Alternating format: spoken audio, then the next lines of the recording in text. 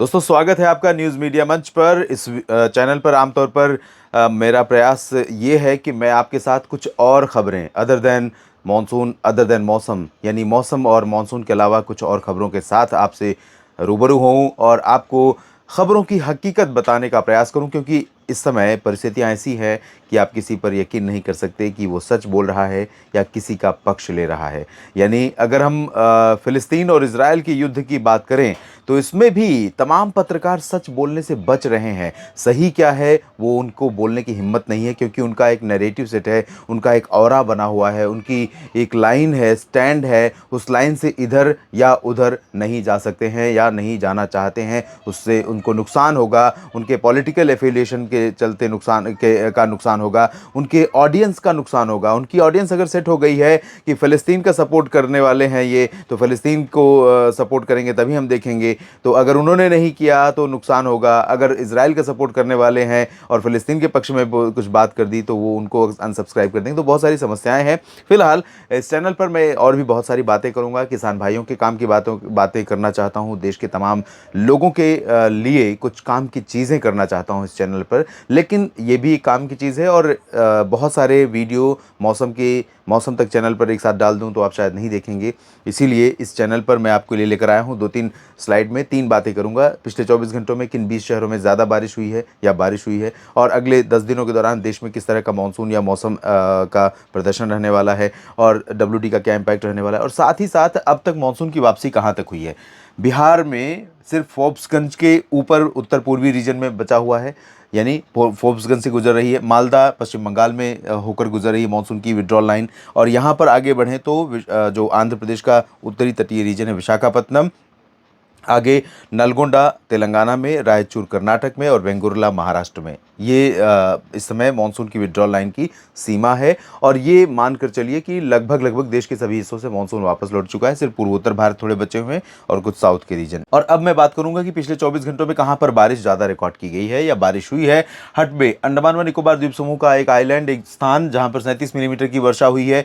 मध्यम से तेज बारिश यहां पर रिकॉर्ड की गई। अब धीरे धीरे बारिश के आंकड़े इसी तरह से कम जगहों पर रिकॉर्ड किए जाएंगे। सिर्फ 30 शहरों में बारिश हुई है, इसलिए मैंने 20 शहरों का डेटा आपको दिखा। 30 से भी कम है। अगरतला में 30, मिनिकॉय में 23, तिरुवनंतपुरम में 23, अरियालूर में 16, 16 मिलीमीटर हुई है चिकमगलूर में, और अरियालूर में 17, करीपुर में 15, 14 मिलीमीटर पेरियाकुलम सिलीगुड़ी में, और अमिनी दीवी में बारिश रिकॉर्ड की गई है 12 मिलीमीटर। गैंगटोक में भी 12 आंकड़ा रहा है बारिश का। पुनालूर और तेजपुर, इन दोनों जगहों पर, पुनालूर केरल में है, तेजपुर असम में है, दोनों जगहों पर 11 मिलीमीटर बारिश हुई है। कार निकोबार में, अंडमान निकोबार में 9 मिलीमीटर, लुमडिंग में 9 मिलीमीटर, ननकावरी में 8 मिलीमीटर की बारिश हुई है। और 7 मिलीमीटर बारिश का आंकड़ा रहा इरोड में, कोझिकोड में 6, और सेलम, त्रिशूर, इन जगहों पर भी 6 मिलीमीटर बारिश हुई है। चिंता मत करिए, ये जो जगहें हैं यहाँ पर बारिश के आंकड़े जल्दी ही बढ़ने वाले हैं, क्योंकि यहाँ पर नॉर्थ ईस्ट मानसून दस्तक देने वाला है। फिलहाल ये स्थिति है। नॉर्थ ईस्ट मानसून के लिए माना जाता है कि 20 अक्टूबर से शुरू हो जाता है। 20 अक्टूबर से लेकर 31 दिसंबर तक नॉर्थ ईस्ट मानसून का प्रदर्शन, प्रभाव हमें दक्षिण भारत के क्षेत्रों में देखने को मिलता है। फिलहाल वर्तमान समय में उत्तर भारत के पास एक पश्चिमी विक्षोभ पहुंच चुका है, जिसका असर लगभग 17 अक्टूबर तक रहने वाला है। 17 अक्टूबर के दौरान उत्तर भारत में ये गिलगित बाल्टिस्तान और मुजफ्फराबाद से लेकर लद्दाख, जम्मू कश्मीर से लेकर उत्तराखंड, पंजाब से लेकर हरियाणा और दिल्ली, राजस्थान के कुछ हिस्सों और उत्तर प्रदेश के कुछ भागों में छिटपुट बारिश ये दे सकता है। छिटपुट बारिश उत्तर प्रदेश में होगी, लेकिन राजस्थान के उत्तर पश्चिमी क्षेत्रों में, जैसलमेर से लेकर बीकानेर, चूरू, गंगानगर, हनुमानगढ़, अलवर, भरतपुर, इन भागों में, साथ ही साथ हरियाणा के तमाम हिस्सों में, दिल्ली में और पंजाब के तमाम इलाकों में ऑन एंड ऑफ हल्की बारिश के साथ 1-2 जगहों पर थोड़े समय के लिए टिक कर बारिश हो सकती है, यानी 10 मिनट भी हो गई तो मॉडरेट शावर्स हो सकती है।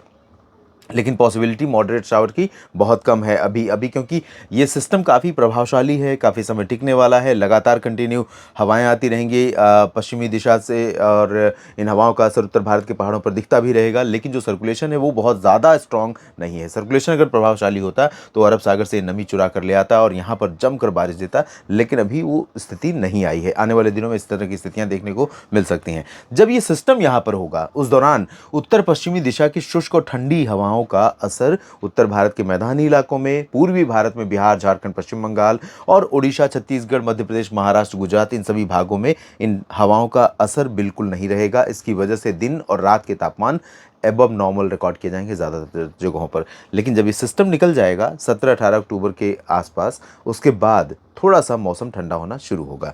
तो हो सकता है कि दुर्गा पूजा की शुरुआत हो रही है 15 अक्टूबर से और नवरात्रों की शुरुआत हो रही है, तो ऐसे में कुछ जगहों पर ये बारिश खलल डाल सकती है, लेकिन बहुत ज़्यादा प्रभाव, बहुत भारी प्रभाव नहीं दिखेगा। लेकिन इस दौरान एक बात और है कि साउथ जम्मू कश्मीर में और हिमाचल तथा उत्तराखंड के कुछ हिस्सों में, एडजॉइनिंग पंजाब और राजस्थान के कुछ भागों में ओले भी गिर सकते हैं, छोटे छोटे, बहुत बड़े बड़े नहीं तो छोटे ओले गिर सकते हैं, हेल स्टॉर्म हो सकता है। तो इससे थोड़ा सा फसलों को नुकसान पहुंचने की आशंका रह सकती है। लेकिन रबी फसलों की तैयारी के लिए ये नमी भी काम की हो सकती है, क्योंकि काफ़ी जगहों पर बारिश काफ़ी दिनों से नहीं हो रही है।